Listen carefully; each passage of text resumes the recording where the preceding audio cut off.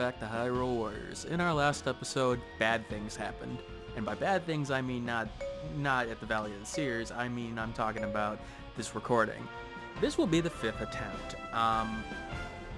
It has not gone well. Various reasons. Some my fault, some I don't know what's going on. So I'm just going to get into it. We're going to play a Sheik. You haven't seen that yet. A little overpowered now, but you know, it's going to happen.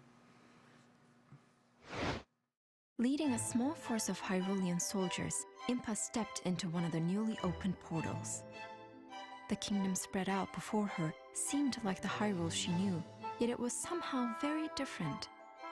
Before long, she realized that they had traveled back to the era of the mythical hero of time. Awed, Impa began her search for the Gate of Souls. She sensed an evil presence on Death Mountain and set out for the ominous peak. And with her came the mysterious Sheik. Alright, so basically what we have in this is that we need to defeat Daruna, who was an ally in Ocarina of Time, so that's a little weird. Basically, Impa can't flee. That's not going to be a problem. Or the allied base falls. That will be a problem, and this is the first mission that at least gave me a little bit of trouble the first time I played it. And my sister, who's also playing the game on normal, also had an unreasonable time on it. So this is the first real challenge in the game, in my opinion. Oi.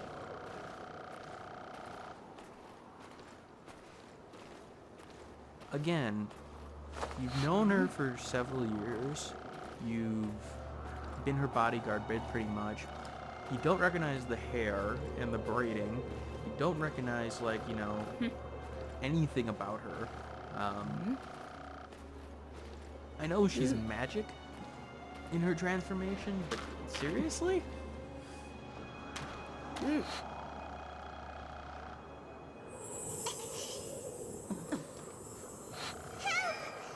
Princess Ruto, who?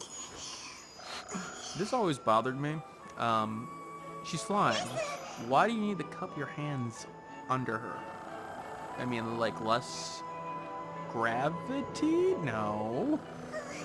I don't understand that. It's just like, oh, here, let me give you a platform that you're not going to use anyway.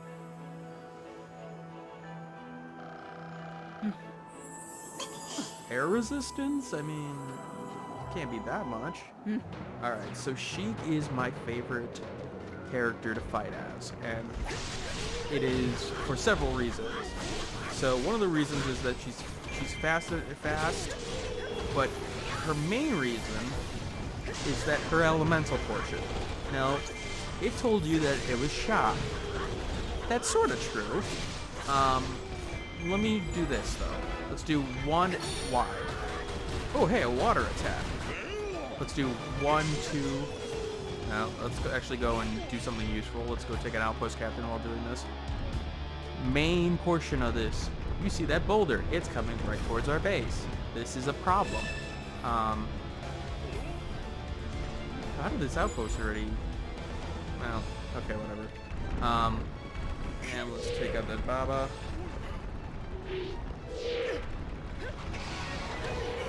Okay, 1, 2. 1, 2 strong attack is fire. 1, 2, 3 electric is shock. 1, 2, 3, 4 is shadow. So she can do a bunch of elemental attacks, which again, you almost like don't realize that you can do that, but or what kind of effect it will have. But it does seem to play a part. But more so, what's different about Sheik, let me do it here, is what happens with her just regular strong attack.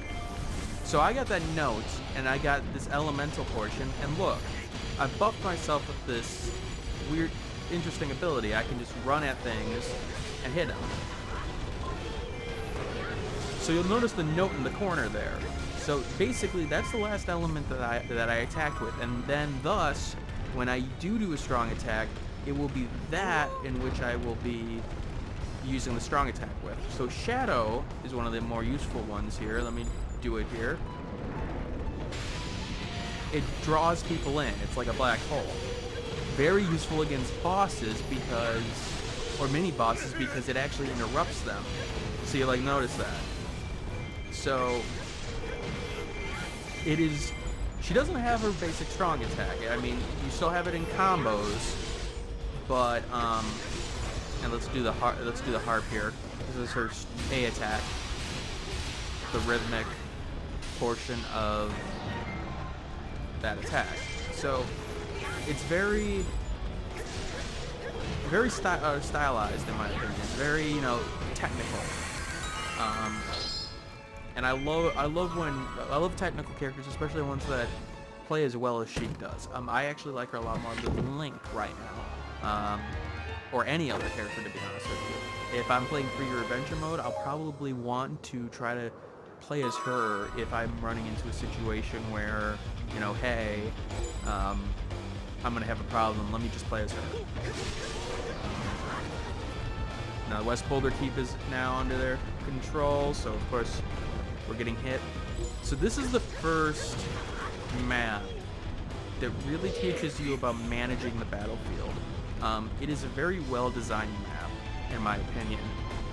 So basically, what this is teaching you is to sort of control your battlefield. So in particular, these two boulder keeps are the main problems you'll be running into. As long as the boulder keeps are up, your base is getting damaged. So these are the main portions of it. These are the ones that you're going to want to focus on.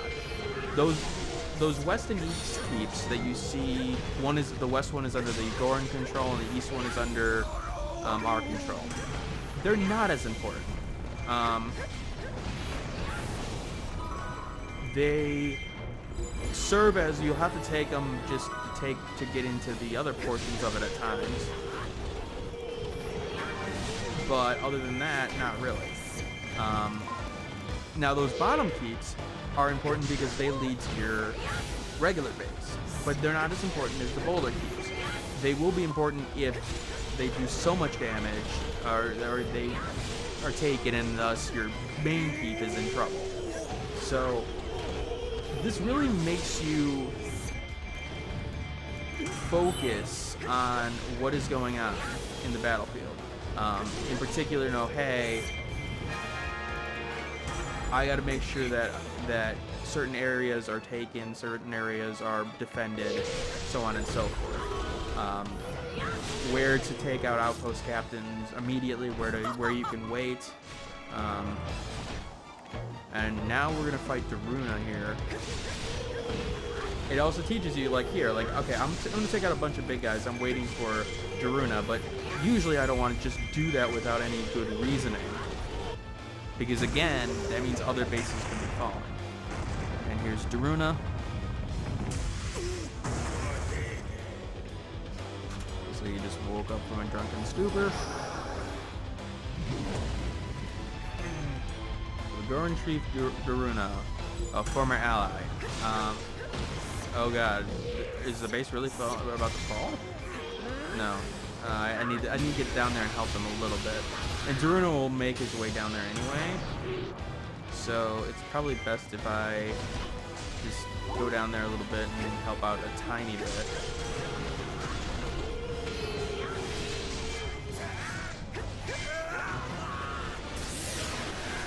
Okay, got that captain.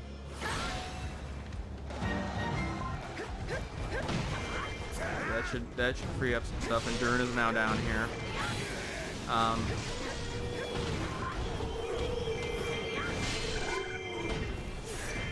So what you need to watch out for on Daruna, his weaknesses, they're there, but what you really got to pay attention is to when he uses his hammer and when he doesn't. In particular, there's one attack that it's going to be the bane of your existence. This one. Because, okay, there's a weakness there, but if I try to attack it, oh, I took damage. That's because of the lava attack. So you're going to really want to pay attention to when he's using his hammer, when he puts it in the ground in particular. That will be a key portion. You'll notice there, the one weakness with that harp attack, which that buff attack, is that you can get interrupted with it very easily, and then you lose it. I like that because it just means that you got to be really careful about when you're going to use it. Like right now, you can dodge out of it too, so you're giving up the attack that you got for it, but not.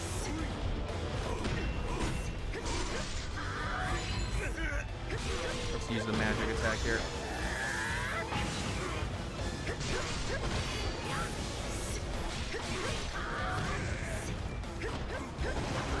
So Druna, on the first time around, is definitely stronger. This is a weird angle. Trees! And what I like doing with that is that the fact that it's stunned, that I sort of helped him by getting to the allied base.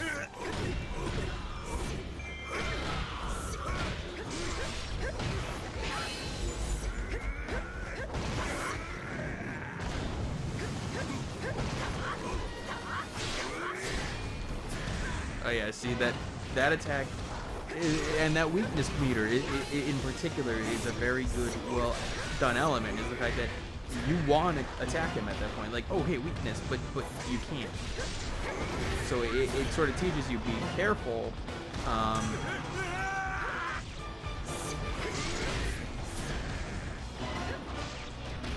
You can sort of knock a little bit of his weakness off.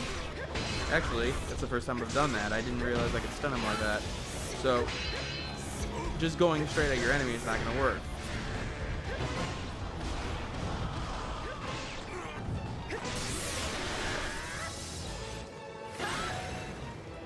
In fact, I don't know, something you learned. This is the 5th time I played this map in the last 24 hours, and this is actually probably the 8th time I've played this map in the last 48 hours, and yet I'm still having fun with it. I'm learning something new, so that's sort of cool. So this did a very, very good job in like teaching some new mechanics in the game, which is appreciated. And in fact, it sort of sucks that this is an optional mission in terms of like when you do it, because I think it really does reinforce some of the key elements in the game. Which you're going to have to pay attention to. Okay, so other things I want to talk about. So let's talk about recordings. What I've learned very quickly in trying to do some YouTube stuff is that you got to be patient. You got to be on top of things, and you got to be willing to jump on things, but you got to be patient. In particular, patient when things go wrong. You gotta be willing to, do things over and over again. And okay, so the Goron captains are moving. I'm gonna have to make my way out there. Let me take out this outpost captain. So the first recording here, what was wrong with the first recording? Oh, okay, so the first recording I did, just didn't ever finish. So what happened was I got tired at the end of the day. I was doing pretty well, and ended up doing some things that I probably wouldn't have normally done. In particular, there's the cuckoos in this area. There's a cuckoo where you can attack it. It's like the old Legend of Zelda cuckoo experience. They all come at you. There's even a golden cuckoo that is a lot stronger than everything else. It actually took me about 35 minutes for me to knock him down at low health, mind you. So I got all that recording footage. I finally beat him and then promptly died to the rest of the cuckoos, which sucked, but it happens. And Elgato crashed. Elgato is the recording software that I use. What I learned about the tricks with Elgato is the fact that I was actually exporting a episode while I was doing this. And what happened with that is well, it doesn't exactly like the fact that it's recording at the same time that you are recording. It actually crashed during that portion of it, and that really made a difference. So if you're using Elgato, which I have to say it has been beyond that, been pretty straightforward. It is a little bit strange with Windows 8 every time I have to reconnect the device, so that sort of sucks, but other than that, it's been pretty solid. So that was the first one. The second one, God, it's been so many iterations of it that I don't remember what exactly happened in the second one. Second one, the ending was missing for some reason. I'm not exactly sure what happened. Okay, I can't use that one. Third one, was my fault. This is where you gotta be patient. So I was in such a little tizzy that all this stuff had happened that I was like, okay, I need to punch out this episode. Well, I didn't do my normal checks at the start of an episode regarding, setup, and I did not notice that the input was on my Logitech microphone, not this microphone. This is a Shure microphone, more of not a headset microphone, but an actual recording microphone. So thus, I had the gameplay footage. I didn't have my audio commentary, which, okay, that's the whole point. Anybody can watch the video, but here I am trying to record. So fourth one seemed fine. Everything went well, and looking at it at first, everything seemed to work perfectly. Now, what I've noticed about the Wii U recordings is that I've had to actually convert them afterward. For some reason, they're not the format that I am expecting. So I use a file factory converter to convert the format to something that Camista Studio, the editing software I use. Well, let's just put it that way. So when I converted it, weirdly enough, and it was only a section of it, which I'm still trying to figure out.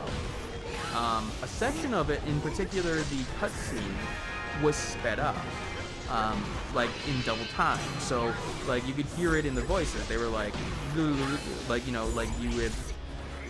For those who are out there who remember VHS tapes, it'd be like you hitting a fast forward on that. So that one is not in particularly my fault, I don't think. But lo and behold, I can't use it. I could have tried to re-record an element of this and try to cut it together, but I figured, I went through the episode and I wasn't happy with some of the other stuff to begin with. So, I just okay, I gotta do this again. In fact, I may be able to show... Okay, so, dang it. I may not be able to do this for you guys.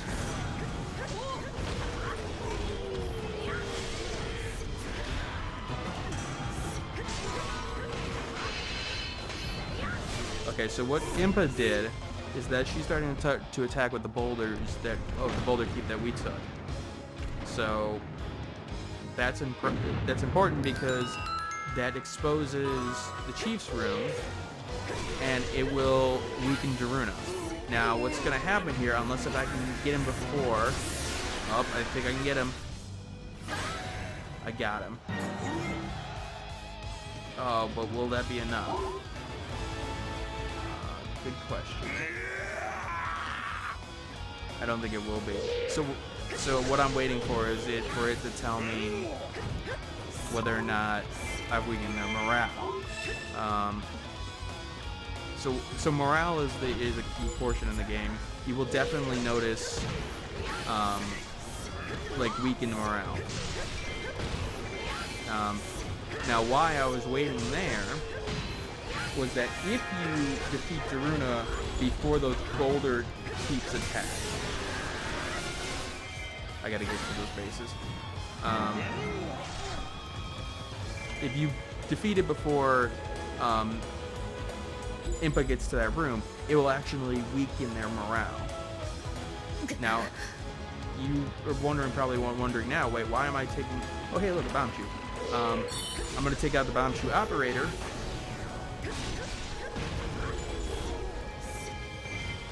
And what will happen is that if you take a bomb shoe operator out, lo and behold,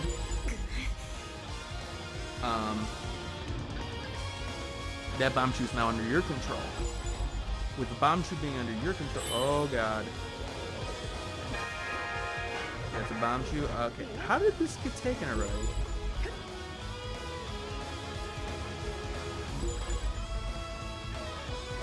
How did it get so far down here?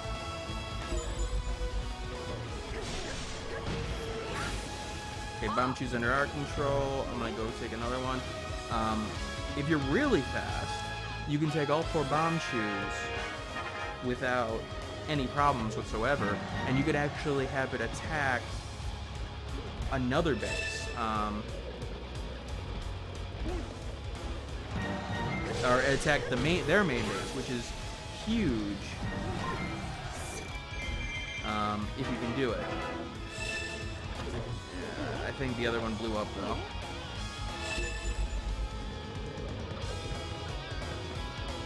No?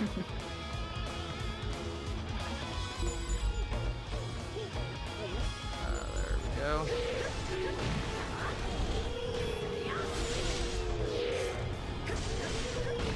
Oh no, I think the bomb shoe did actually get destroyed. So basically what the bomb shoe does is that it basically takes a keep automatically. No problems, no issues, just takes it. Allied base is in danger. That's mostly because of the boulder keeps. Now the boulder keep is under our control. I'm gonna go help out the west keep, even though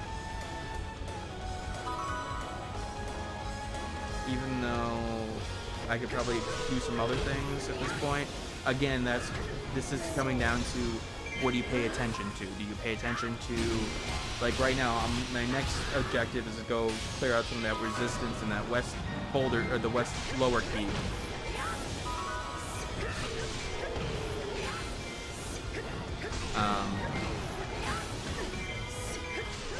Just because I need to get them some help.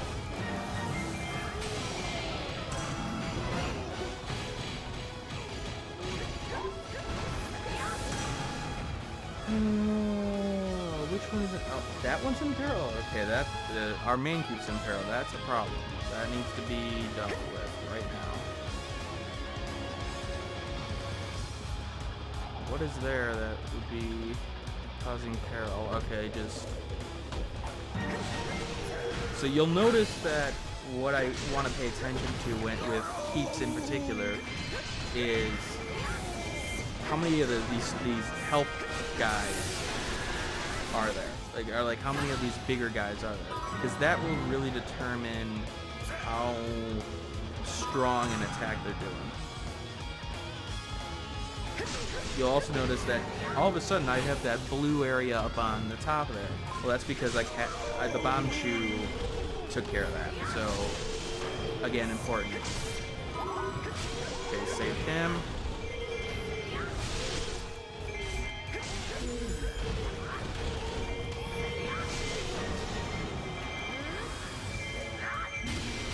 So, okay, again, Sheik is been really easy for me to use in terms of like how easy, how her attacks go together, how her combos work. You'll notice that I haven't used, you're still there, I haven't used the Y attack as much, and it's very situational, but it really does make a difference when you use it. So here I'm just gonna do some damage with the shock attack. Now some of the combos will last a while. The water one, if I can get it off, seems to last a while. I'm not exactly sure what the water one does, though, to be honest with you. If it just adds water attacks to everything, or... I've been wanting to figure that out. Like, some of them are a lot more obvious. Like, the fire one is a little area of effect damage. The shock one you saw, the shadow one you saw. So, they all seem to have beneficial effects, and so it's buffing Sheik. Again, it's in danger? No, it's not. Impa, you can take care of it. I don't see anyone there. I don't see any red resistance. Don't tell me it's in danger. It could be because it was in danger from before. Another bomb chew? Really?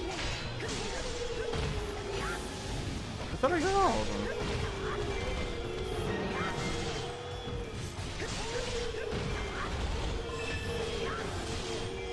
Okay, so the bomb chew is now advancing towards the chief's room, which is one of the main... West Goring Keep is about to fall. Okay, that's up here. Let's go take that outpost captain to begin with.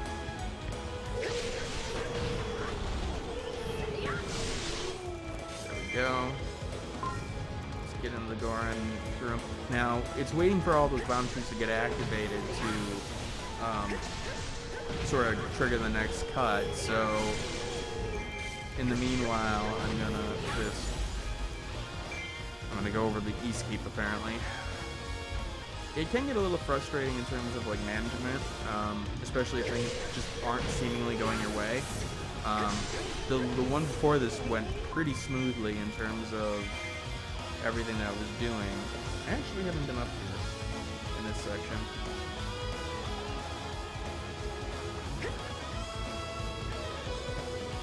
This captain. There is some rupees here. I think there's actually a piece of heart here, if I remember correctly. But obviously I've already gotten it. Okay, let's take this outpost captain down. Notice that the water buff is still on me, so that's staying a while. Again, I'm not exactly sure what it does, though. I need to really figure that out.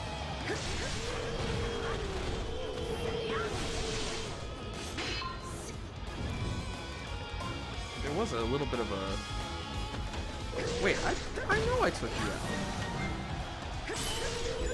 Okay. I'm really confused right now.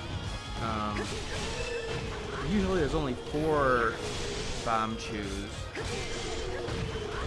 Maybe it's that they keep on respawning if they don't take the keeps. I'm really confused. Bomb chews reach the chief's room. It's going to weaken the chief's room and all the enemies in it, which is always helpful. Bomb, super bomb.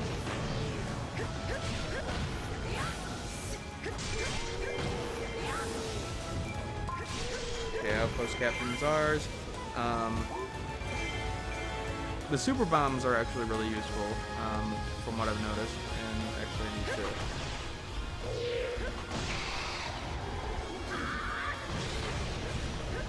It can actually do damage to the bigger enemies as well, so... And that's always a help at this point, especially if it can interrupt them, too.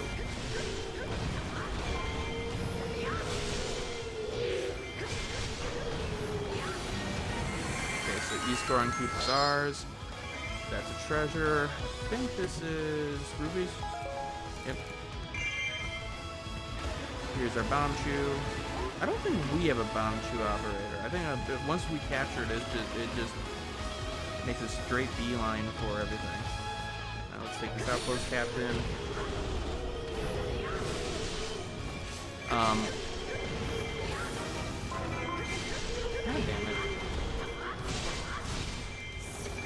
They are just all over the place.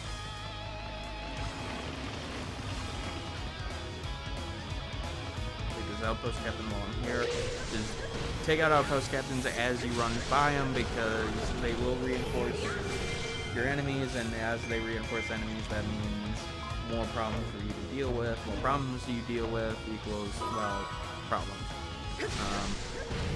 Bomb shoes reach the chief's room, cause damage to the chief's room.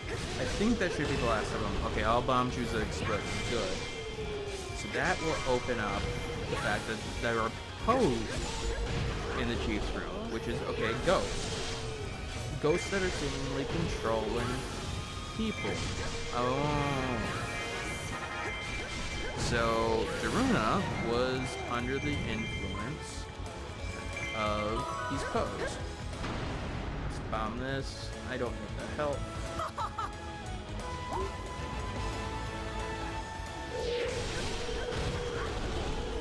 Take this last outpost, Captain. I think there's one down there too, but we're so far along now that we shouldn't need to. Okay, so we're gonna want to focus on the big pose in this room. So this guy. I got Daruna in that. So Daruna is stronger with those pose up. So your first goal in this room is to take out the pose as fast as possible.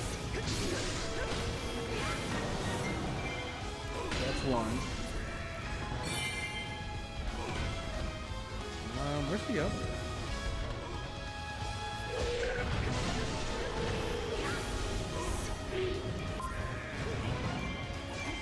Really don't know where the other is. Oh, he's made his way over the outpost, Captain. Don't know why he's all the way over there, but he's very, very aggressive, I suppose. So as soon as I take it out, Daruna's power decreases.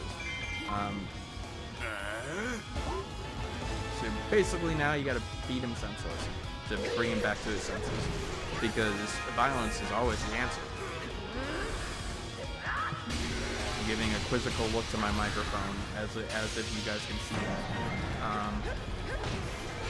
Sometimes I'm a little strange. So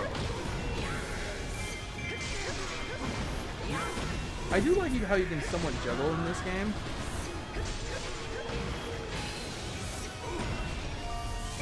Can I get this off? Nope.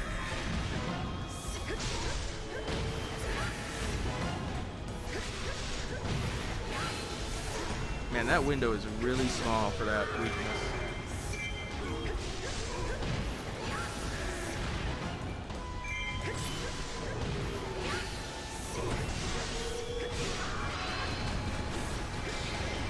Yeah, the water seems to work well against him. Again, that's his anti-element. He's a fire guy, so it would make a little bit of sense that would be.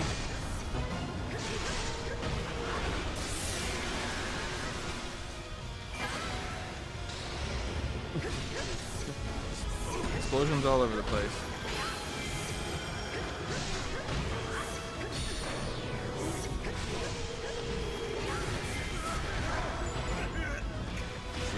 That fire attack is what is really the biggest problem with Daruna in terms of fighting him.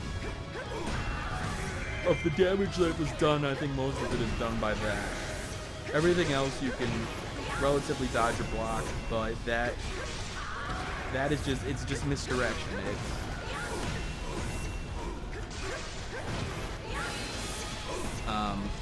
making sure you're really paying attention to the battle. Nope.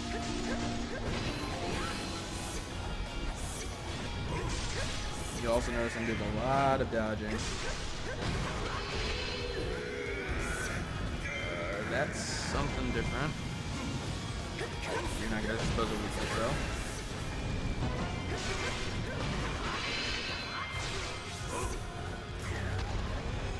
Over. Super attack. It does a reasonable amount of damage for what you're doing.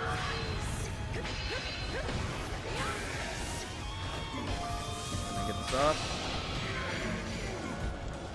So this can be useful, but he can, like, not stun him, or, like, get out of the stun, so it's somewhat useful.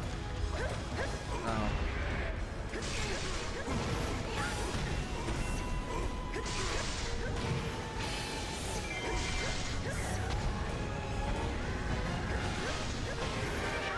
we go.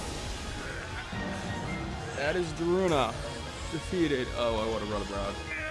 I do like the fact that once you're done with the mission, it does give you like some time at the end of the stage. Now, some people may think, oh, okay, well, you know, it wasn't programmed right. No, I like the fact because now I can go back and collect all these items that I sort of not paid attention to.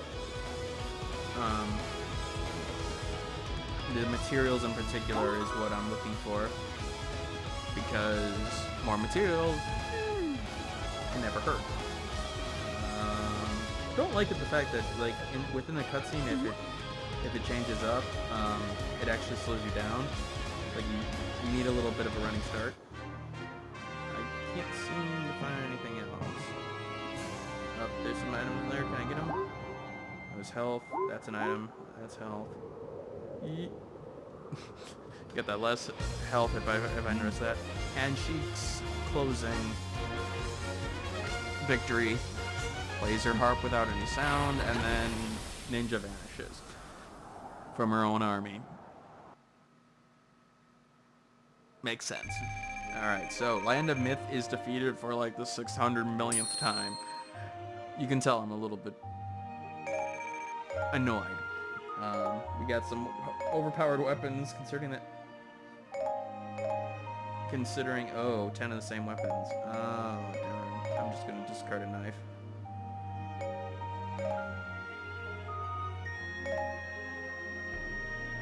Oh, I did get rupees from it, so at least there's that. Yeah. Alright, so next time on Hyrule Warriors, you will notice a little bit different because you won't see the maps in this case, but unless if we have another problem with recordings, we will be going to the Twilight Field with Lana, figuring out what's going on in the Realm of Twilight. Later. Hey, thanks for watching. If you have a chance, leave some feedback and comments below. If you liked the video, hit that like button. And if you want more content like this, hit that subscribe button. This is Dragonix signing off, hoping that gaming brings as much fun to you as it does for me.